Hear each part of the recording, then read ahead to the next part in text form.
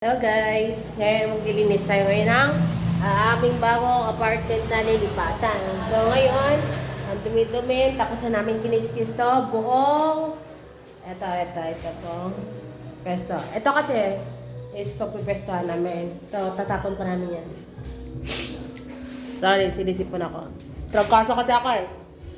Tapos, ngayon, maglilinis pa ako ng aming floor. Diyan sa, ito.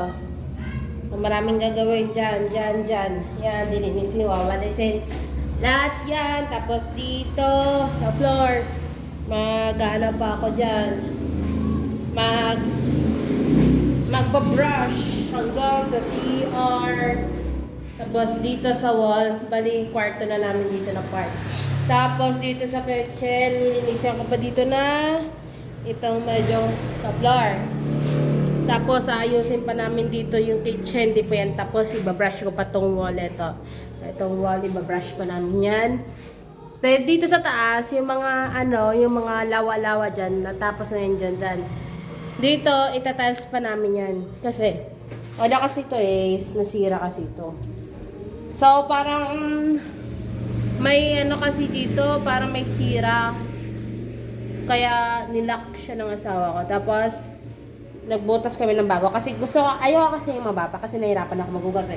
So, kailangan dito sa taas, nagpabutas ako para maghugas ng mga kaldero. Hindi na ako mahirapan. Tapos, itatiles namin to ulit. Ito, itatiles namin ulit. Yan. Tapos, ayan, ibabrush siya eh. Ayan mga luma. Kailangan ko ba ito i-brush. Tapos, dito na naman sa dirty kitchen. Ayan, yung floor. Lilinisan ko pa. Dito yung dirty kitchen namin, guys. Ayan. Yung last kasi na tumira dito, yun yung mga gamit nila. Yung mga mirror, Yung last pala dito na nagrenta dito is parlor. So, yung mga gamit nila, ipapakuha pa namin yan. So, ito, lilinisan ko pa yan. Ibabrush ko. Isasabon kapag ganun. Tapos dito, ganun din. Brush at saka sabon. Tapos ng tubig. Tapos doon, tatanggalin namin yung mga parang nakasabit na alambre. Ayan. Bali, tatanggalin pa namin yan.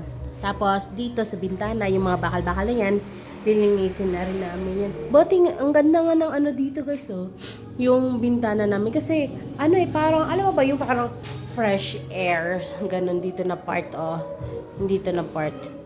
Kasi, tignan nyo guys, may mga puno-puno dito sa labas. Tapos, ayan yung salamin guys, nakikita nyo, ayan, charot. Tapos itong na yan. Ayan.